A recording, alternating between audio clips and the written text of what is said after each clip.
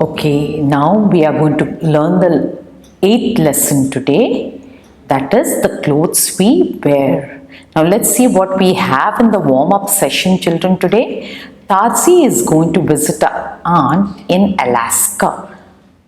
In the USA in January, Alaska is a very cold place. Most places in Alaska are covered with ice and snowfall happens almost on a daily basis. Circle the right set of clothes for Tazi to pack in her suitcase. Now what would be, you definitely can't wear short pants, you can't wear a sleeveless dress, isn't it? Now what are you going to wear? I think this is a woolen cap, that is a must.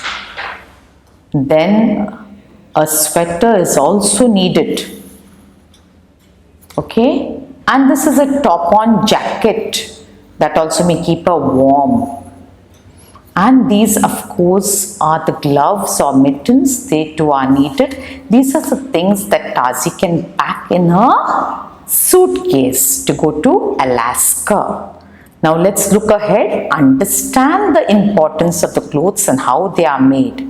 Contrast between natural and synthetic fibers. Describe the clothes we use in our daily life, in our everyday life. That's what we are going to learn here today. Okay, so let's all go on a lovely venture, children. Why do we need clothes? We need clothes for a number of purposes. Protection from dust and dirt. Clothes do not allow dust and dirt to stick to our body. Instead, dust sticks to our clothes. Therefore, we should not wear the same clothes for a long time. We should always wear clean clothes. Protection from harsh weather. Unlike other animals, humans do not have fur or long hair to protect them from harsh weather conditions. Clothes protect us from dust, heat, cold, and rain.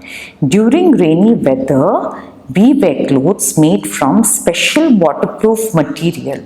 For example, we wear a raincoat or use an umbrella to go out in the rain so that we do not get wet. Protection from insects. Clothes also protect us from getting bitten from insects like spiders, bees, and mosquitoes. Now let's see the fact is over here. Some mosquitoes can give us life-threatening diseases like dengue and malaria upon biting. Now why are we advised to wear long-sleeve clothes to protect ourselves against dengue and malaria? Now this is what you are going to find out and tell me. Did you get that? And I'm waiting for your answers, children. How are clothes made? The material from which clothes are made is known as fiber. A fiber can be natural or synthetic. Now, natural fiber, the fiber obtained from nature, that is from plants or animals, is known as natural fiber. Fibers like cotton, jute, and linen are obtained from plants. On the other hand, fibers like wool, silk are obtained from animals. Now, this is jute fiber. From where do we obtain it? It is obtained from the jute plant. And this is woolen. Wool, okay, it is obtained from sheep. Now, from the natural fiber, we are going to go to the synthetic fiber. Fibers are like nylon, rayon, and polyester. Okay, which are the synthetic fibers? Nylon, rayon, and polyester are made artificially by humans. Hence, they are known as human-made fibers or synthetic fibers. Even though we can make clothes from natural fibers, our need for the clothes differ. Also, population of the world has increased manifold. Plant and animal fibers are limited, so synthetic fibers have been made by artificial methods. Synthetic materials are stretchable, waterproof, and can dry very quickly. They are non-porous and non-biodegradable. Also, they cannot be infected easily by insects. Thus, they last longer. Now, this is a polyester jacket and this is a nylon jacket. Checkpoint. What are the two types of fibers? Explain in your notebook. Explain the synthetic fiber and the natural fiber. Now, this is your work to be done in the notebook. Now, let us go to the care of clothes. Washing. We should wear clean clothes. Clothes should be washed using a good detergent or soap. This helps in easy removal of dust, stains and germs. Protection from insects. Certain insects like moths and silverfish can attack clothes. In order to prevent clothes from such insects, clothes can be stored using naphthalene balls and neem leaves. Did you get it? What can be, how can we store our clothes? By using naphthalene balls and neem leaves. Did you get it, children?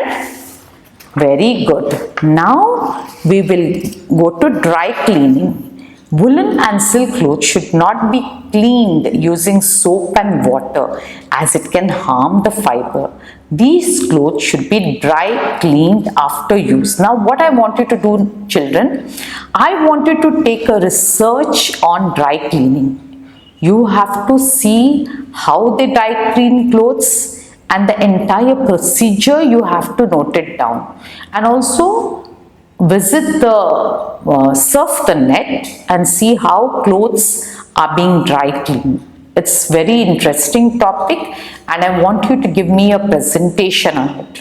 Now let's come to the clothes back again. In our everyday life, the choice of clothes we wear depends on the various factors like the climatic conditions. In the places where it is very hot, people usually wear cotton clothes. Cotton clothes allow air to pass through them and can also absorb water. Light colored clothes are preferred in hot weather as light colors absorb less heat. On the other hand, dark colored clothes absorb more heat. Thus, light colors keep us cool. In cold places, people mostly wear woolen clothes as they keep our body warm by trapping air. Now, region or tradition. People living in different regions wear different clothes specific to their region or tradition. For example, people in Kerala wear kaili or kalli mundu as a traditional dress, and people of Kashmir wear firan. What do they wear? Firan. Even around the world, people wear dresses according to their tradition. For example, men in Scotland wear kilts and women wear giles as their traditional dress. In Japan, women wear kimono. Now, what I want you to do over here is I want you to make a booklet on the different attire worn by the different people of our country.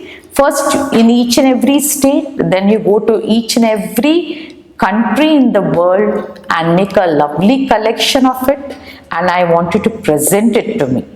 Did you get it, children? Now the end of the lesson, but let's have a recap through this summary. Clothes protect us from dust and dirt, harsh weather and insects. The material from which clothes are made is known as fiber. A fiber can be either natural or synthetic.